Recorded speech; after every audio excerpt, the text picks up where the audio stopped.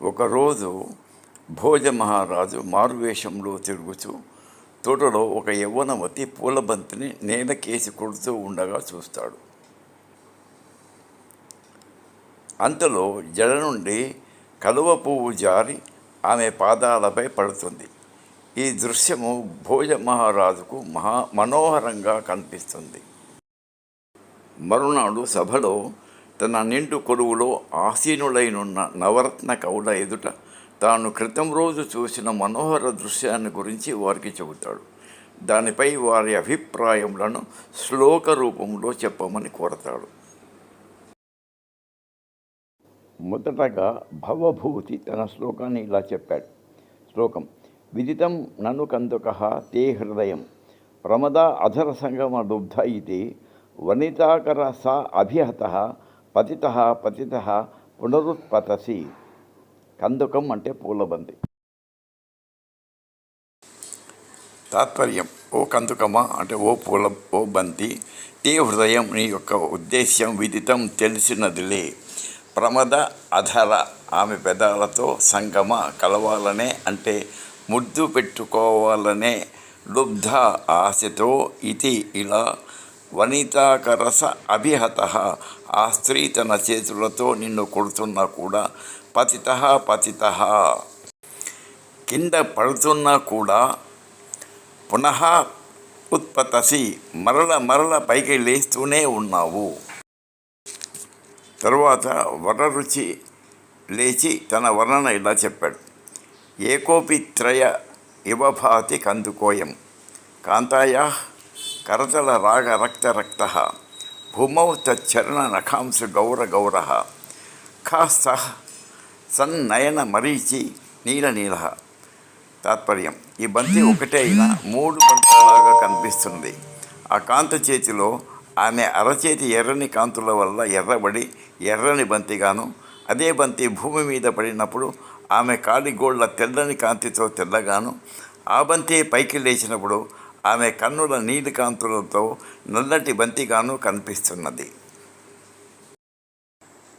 కందుకోయం ఆ బంతి ఏక అపి ఒకటే అయినప్పటికీ త్రయ ఇవభాతి మూడు రకాలుగా మూడు రంగులలో కనిపిస్తున్నది. ఎలాగా?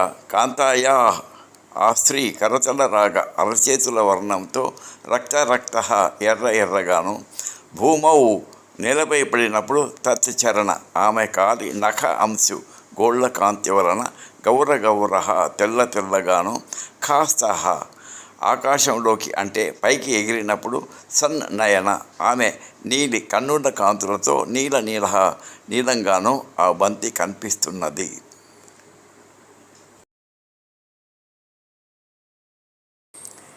ఇంతలో కవికుల గురువు కాళిదాసు లేచి ఆ దృశ్యాన్ని ఇలా వర్ణించాడు.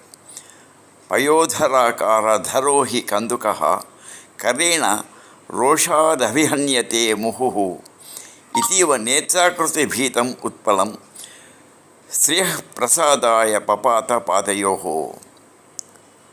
ఆ బంతి ఆట చూస్తే ఆమె చెవిలోనున్న కలువ మొగ్గకు భయం వేసిందట. ఎందుకు? తన పయోధరాలను ఆ బంతి అనుకరిస్తున్నదని కోపంతో ఈ జవరాలు పదే పదే ఆ బంతిని చేతులతో కొట్టి దండిస్తున్నది.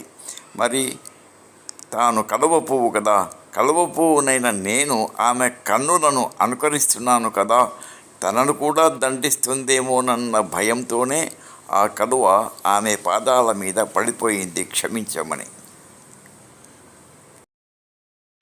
వివరణ: కందుక ఆ బంతి తన పయోధర, పహ అంటే పాలు, ధర అంటే ధరించేది, పయోధర అంటే పాలిండ్ల ఆకారము గుండ్రంగాను ధరించేటచే ఆ యువతి రోషాదభి రోషంతో అంటే కోపంతో, కరేణ తన కరములు చేతులతో, ముహుహు మరల హన్యతే కొట్టుచున్నది.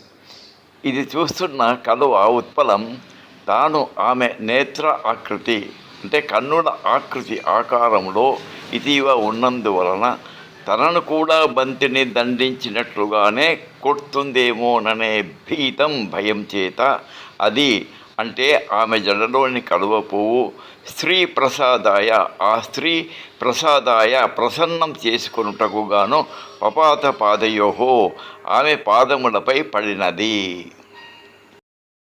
గమనిక: భవభూతి కవి కానీ వరరుచి కవి కానీ కందుకము బంతిని గురించి మాత్రమే చెప్పినారు, కానీ ఆమె జడ నుండి జారి ఆమె పాదాలపై పడిన కలువ పువ్వు గురించి తమ శ్లోకాలలో ప్రస్తావించలేదు. కానీ కాళిదాసు ఆ యవనవతి కందుకమును ఎందుకని దండిస్తున్నదో కొడుతున్నదో చెబుతూ కలువ ఆమె పాదాలపై ఎందుకని పడిందో కూడా కడు రమ్యంగా చెప్పినాడు. మరి విద్వత్వతంసుడైన భోజ మహారాజుడు ఎవరిని ఘనంగా సన్మానించి ఉంటారు? కాళిదాస మహాకవినేనని వేరు చెప్పవలన?